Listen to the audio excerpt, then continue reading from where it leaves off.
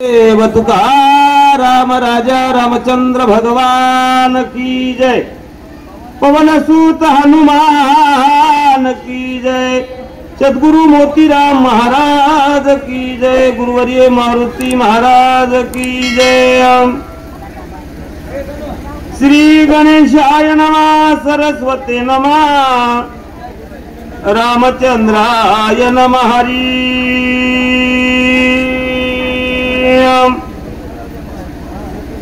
प्रेमाची जाती ऐसीच आहे, बोलता मागे पुढे न पाय। ऐसी कोण एक स्थिती आहे, जानता होया तू एका। मनोजवं मारुततुल्य वेगं जितेन्द्रियं बुद्धिमतां वरिष्ठं वातात्मजं वानरायुधमुख्यं श्रीरामदूतं शरणं प्रपद्ये। नागेन्द्रहराय त्रिलोचनाय भस्मांगरागाय महेश्वराय नित्याय शुद्धाय दिगंबराय तस्मै नकाराय नमः शिवाय। शरदिंदु समाकार परब्रह्म स्वरूपिणे वासरा पीठ निलये सरस्वती नमस्तुते। असो श्रोते माझा पंचचरणारविंदी नतमस्तक होऊन कथेला प्रारंभ।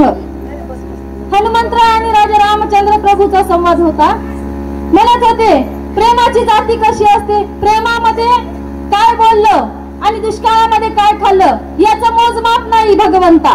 अशा प्रकारे दोघे एकमेकाशी संवाद साधत होते। म्हणतात स्मरणी नाही द्वंद्व बाधा, स्मरणे नासे सकळ पदा। हे दोन्ही द्वंद्वाची अखंडा ब्रह्मानंदा पाविजे।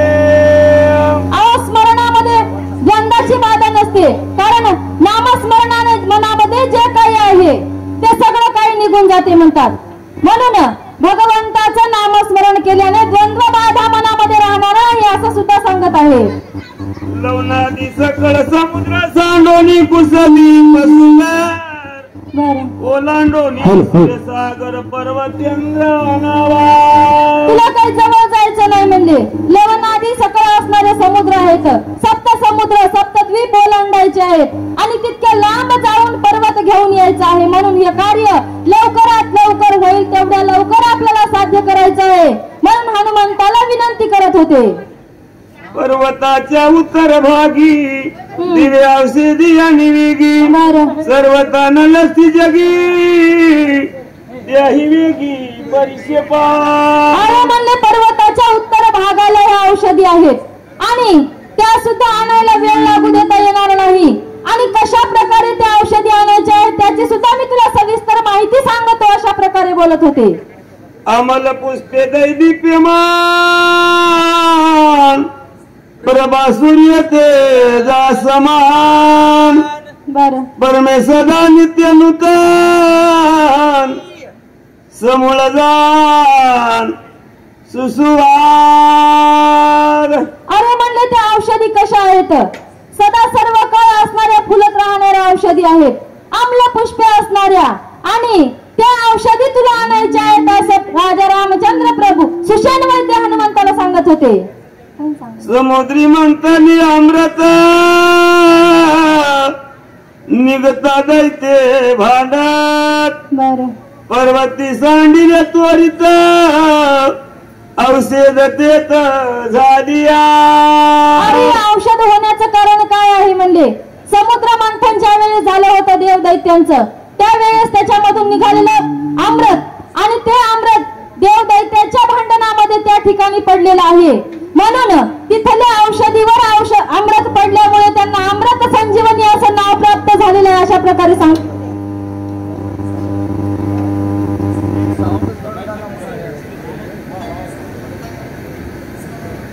हरी कुंडलिकावर हरी विठ्ठल श्री गुरु ज्ञानदेव राजा रामचंद्र भगवान की जय। देते गंधर्व राज करीती दुर्धरतयाची स्थिती। औषधी आत येते राखीती अहोरात्री सावध. अरे तिथली गती सुद्धा कशी आहे म्हणजे दुर्धर आहे. अहोरात्र डोळ्यामध्ये तेल घालून गंधर्व तिथे राखायला ठेवलेले आहेत. सामान्य बंगला बांधला तर आपण किती महागाचे कुत्रे आणून ठेवालो तिथं राखण करायला. मग तिथं तर अमृत संजीवनी नावाची औषधी आहे, त्याला तर राखण ठेवायलाच पाहिजे म्हणले. म्हणून तिथं जाणं काही एवढं सोपं नाही. त्या गंधर्वाचा सुद्धा काय करू द्यायचं नाही म्हणजे गंधर्वाला पत्ता लागू देता येणार नाही. म्हणून औषधी आणण्यासाठी खूप सावधगिरीने तिथे जावं लागणार आहे अशा प्रकारे सांगत होते. तुझा आणि औषधीसी गंधर्व मिसळती विधासी. चुकून याती पायासी दिवे औषधीशी अनावे. गेल्याच्या नंतर तुला औषधी घेऊ देणार नाहीत म्हणले गंधर्व. तुझ्यासोबत युद्धाला मिसळतील, परंतु त्यांच्या सोबत युद्ध करत बसायचं नाही. त्यांची नजर फिरवायची, लगेच जायचं आणि लगेच यायचं. औषधी घेते वेळेस गंधर्व जागा होता कामा नये आणि जागे जरी झाले तरी त्यांच्या दृष्टीत तुम्ही पडता कामा नये अशा प्रकारे राजा रामचंद्र प्रभू सांगत होते. राक्षस नष्ट मायावी बर कपटी छेडती माला घवी. मार्गी घालती महागोवी ते चुकवावया अति यत्ने. गंधर्व तर पर्वतावर गेल्याच्या नंतर तुझं छळण करतील म्हणजे तुझ्यासोबत युद्ध करतील, परंतु तिथं जाण्याच्या अगोदर राक्षस सुद्धा तुझ्यासोबत युद्ध करतील. अति मायावी राक्षसांचा हा प्रदेश आहे. आपण इतक्या दिवस झालं तर बघतच आहोत कोणत्या प्रकारे आपल्यासोबत राक्षसांनी माया केलेली आहे, आपल्यासोबत कशा प्रकारे युद्ध केलेलं आहे. म्हणून या राक्षसासोबत सुद्धा सावधगिरीने जाणं तुझ्यासाठी अति आवश्यक आहे हनुमंता. अशा प्रकारे राजा रामचंद्र प्रभू त्यांना माहिती सांगू लागले. नाना परीच्या छळण युक्ती राक्षस छळती तर्के युक्ती. ते सांडोनी मारुती शीघ्र गती परतावे. तुझ्यासोबत काय करतील, युक्ती प्रयुक्तीने तुझ्यासोबत युद्ध करण्याचा प्रयत्न करतील. मायावी राक्षस आहेत, अनेक प्रकारची माया तुझ्यासोबत करतील, परंतु त्यांच्या सोबत युद्ध करत बसायचं नाही. आपल्याला वेळ अति कमी आहे म्हणजे अगोदरच पोथीला सुरुवात व्हायला उशीर झालेला आहे. म्हणून आहे त्या टायमामध्ये लवकरात लवकर जाऊन औषधी घेऊन यायची आहे. जेवढा आपल्याला टाइम मिळालेला आहे ना तेवढाच टायमामध्ये आपला कार्यक्रम पार पाडायचा आहे, आपलं कार्य साध्य करायचं आहे असं हनुमंताला राजा रामचंद्र प्रभू सांगू लागले. दूरपंथाती अवधान हो निमिषार्देशी कर्मुना मनुवेगे तुझं गमान आम्ही संपूर्ण जाणतो. एवढा लांबचा प्रवास आहे, 12,04,040 कोस जाणं येणं. मग इतक्या लांबचा प्रवास का हळूहळू केल्यावर जमते का? नाही जमणार म्हणले. आणि तुला कसं गमन आहे, तुझं गमन आहे जेव्हा मात अशा प्रकारचा तू आहेस म्हणले. म्हणून तुला या कार्यासाठी तुझी निवड केलेली आहे. लवकरात लवकर जावं आणि लवकरात लवकर यावं. जशी निवड केली तसं कार्य साध्य करावं अशा प्रकारे विनंती करत होते. तथापि मार्गाची आगणिता तुझं सांगेन कपिनाथा. गमन करावयाचा संख्या तत्वता अवधारी. सांगत होते आपल्या मार्गाचं गमन करायला किती कोस जायचं आणि किती कोस यायचे ते सगळं काही संख्या म्हणजे तुला मी लिहून सांगणार आहे. कारण तुला जायला सोपं पडेल ना, इतक्या वेळामध्ये इतक्या वेळ मी जाईल म्हणून. पुढच्या वेळेमध्ये तुला सांगतो म्हणजे किती वेळ लागणार आहे आणि किती कोस जायचं आहे ते. 3 लक्ष दास्यते 10 योजनाधिक तेथे येता जाता जिगुण ते पंथ निश्चिते कर्मावा. म्हणले जाणं येणं आपल्याला इथपर्यंत यायचं म्हणलं तर किती वेळ लागते, किती दूर आहे म्हणलं तर आपण सांगतो इथंच आलो, जवळ आलो, मग 1-1.5 तास तरी लागते. परंतु तुला इतक्या जवळ जायचं नाही म्हणजे अगोदर सांगितल्याप्रमाणे तेवढं लांब जायचं आणि तेवढं लांब यायचं. मग का हळूहळू गेल्यावर जमणार नाही हनुमंता. मनोवेगानं जा आणि मनोवेगानं ये आणि हे कार्य साध्य कर असं भगवंत हनुमंतरायाला विनंती करू लागले. जव रात्र आहे मध्यान सूर्य उदय न होता जाना औषधी घेऊन संपूर्ण शीघ्र आगमन करावे. जोपर्यंत मध्यरात्री आहे तोपर्यंतच तू जावं आणि औषधी घेऊन याव्या. सूर्योदय होता कामा नये. जर सूर्योदय झाला तर आपल्या सगळ्या कार्याचा नाश होईल. म्हणजे इथपर्यंत जे आपण आलो त्याच्यावर सगळं पाणी फेरल्या जाईल. म्हणून तू उशीर न लावता लवकरात लवकर जा आणि लवकरात लवकर ये हनुमंताला विनंती करत होते. रात्री आवगी अकर्मिता सूर्य उदय तेन पवता औषधी घेऊन येता कपिनाचा अवधारी. अरे म्हणले लवकरात लवकर गेलं तर लवकर साध्य औषध मिळतील. आणि कारण काय आहे म्हणले जर लवकर नाही गेलास तर औषधी लुप्त होतील आणि औषध नाही मिळाले तर लक्ष्मणाचा जीव राहणार नाही. म्हणून माझं एवढं म्हणणं ऐक, मी काय सांगतो ते ध्यान देऊन लक्ष करून ऐक म्हणले आणि हे औषधी घेऊन येण्याचं कार्य तू कर. अशा प्रकारे राजा रामचंद्र प्रभू सांगत होते. उदया येता दिवाकर औषधी मंद तेज समुद्र होता तीन लागता क्षणमात्र न होती गोचर सर्वार्थी. दिवस निघाला तू जर तिथले औषधी बघायला गेलास तर काय होतील म्हणजे मंद तेज होतील, लुप्त होतील.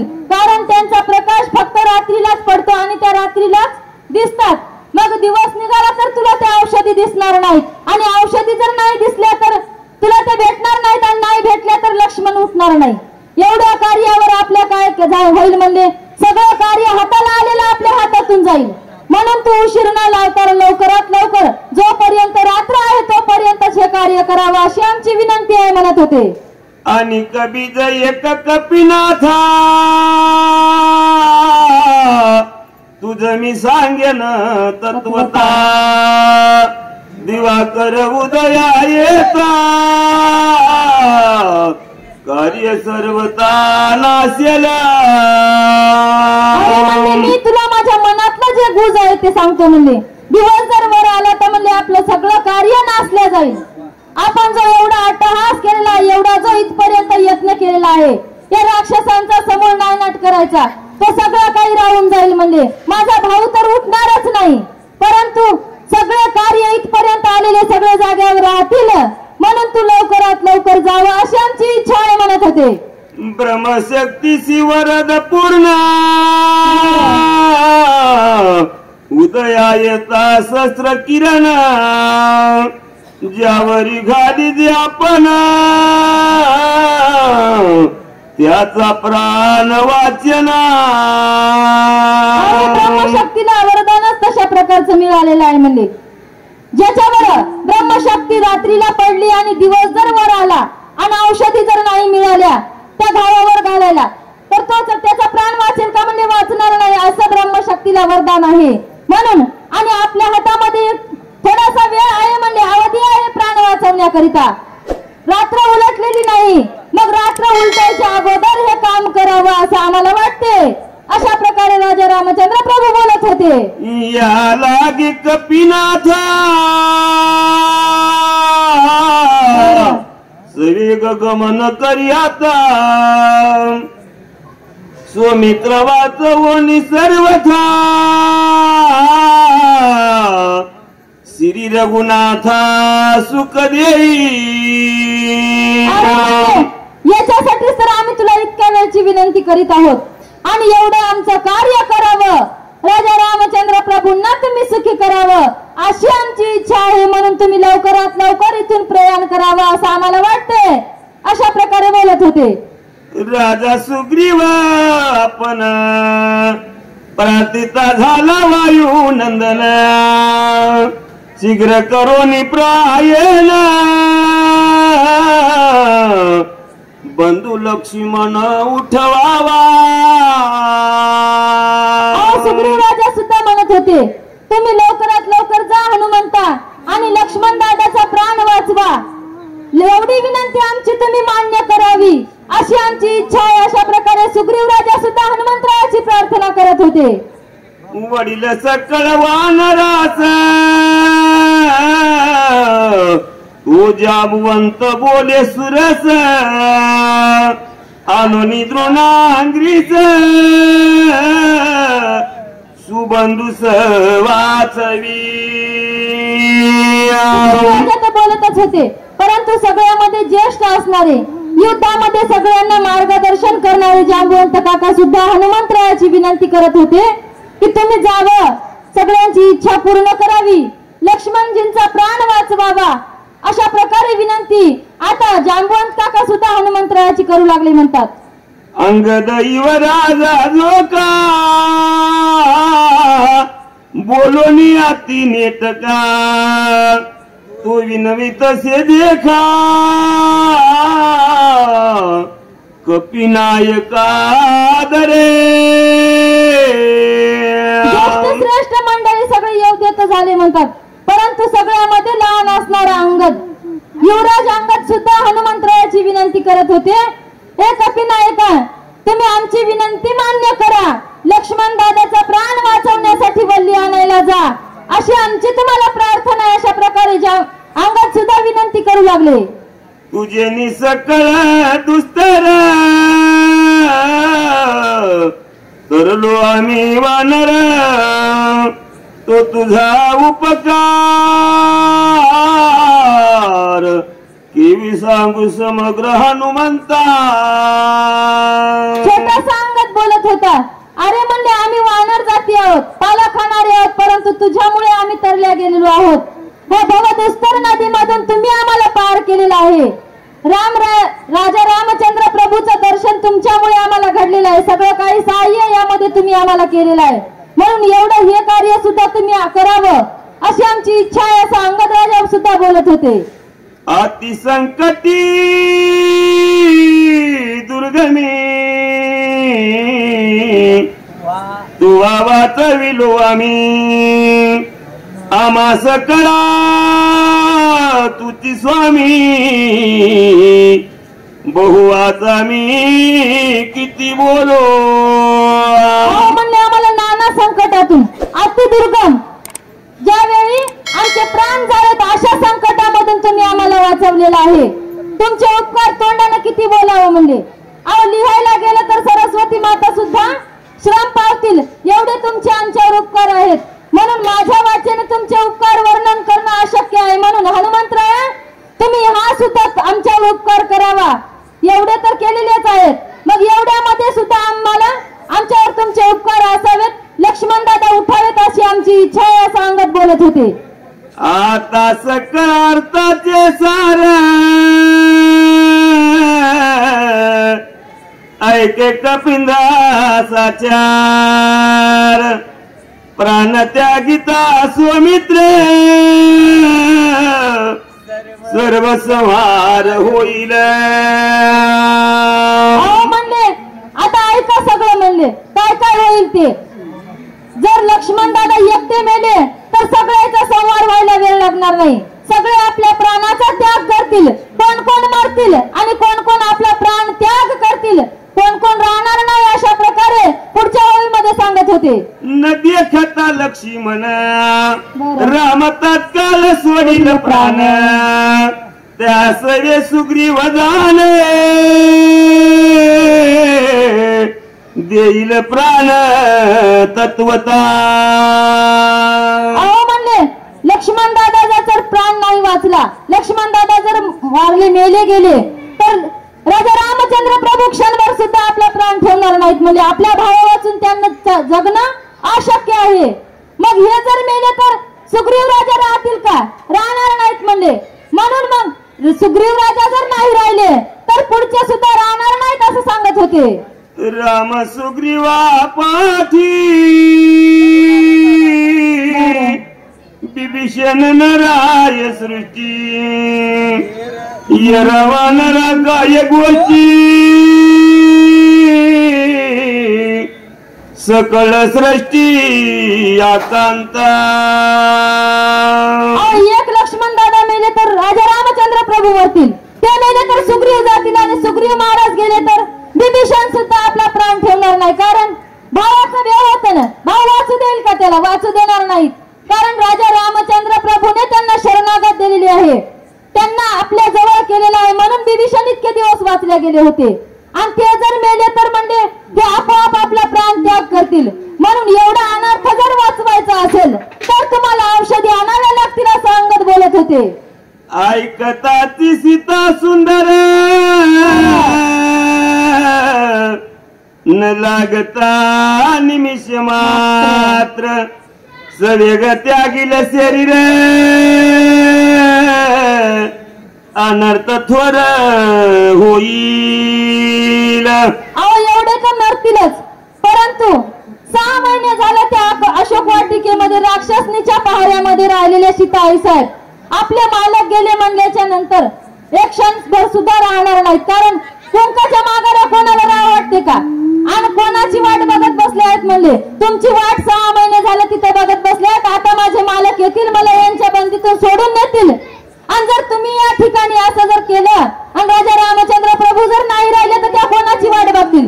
त्या सुद्धा दुसऱ्यांची वाट बघणार नाहीत, आपल्या प्राणाचा त्याग करतील, आपला प्राण ठेवणार नाहीत. हा एवढा अनर्थ होणार आहे. मग हा अनर्थ जर वाचवायचा असेल तर तुम्ही शांत बसू नका, लवकरात लवकर जा असं अंगद बोलत होते.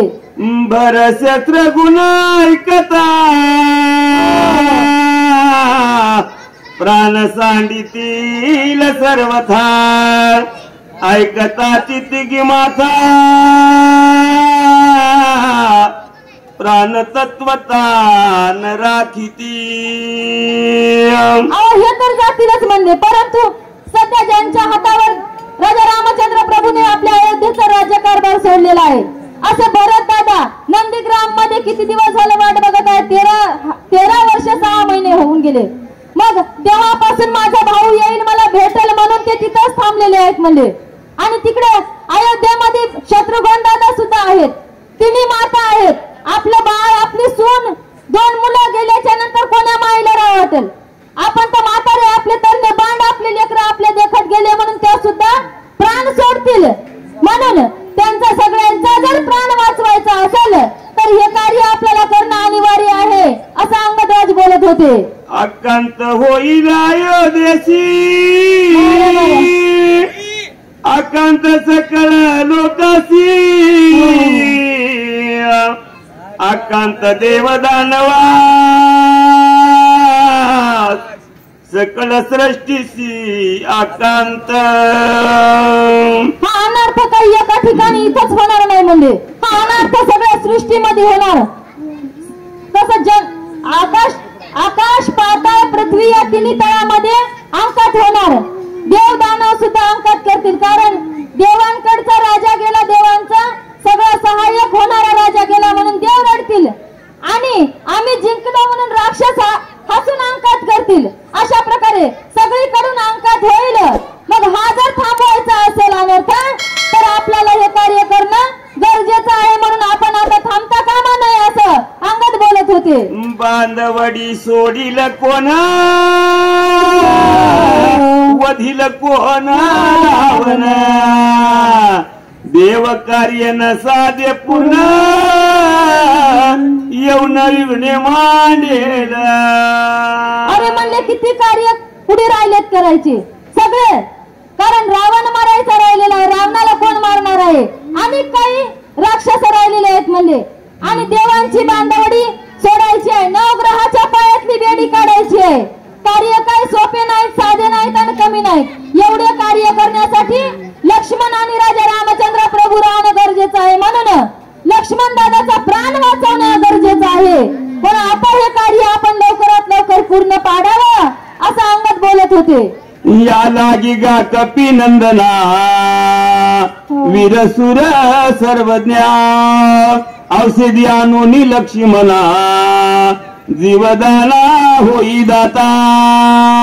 मी बोलत आहे हे काय खोट्यासाठी बोलत आहे का?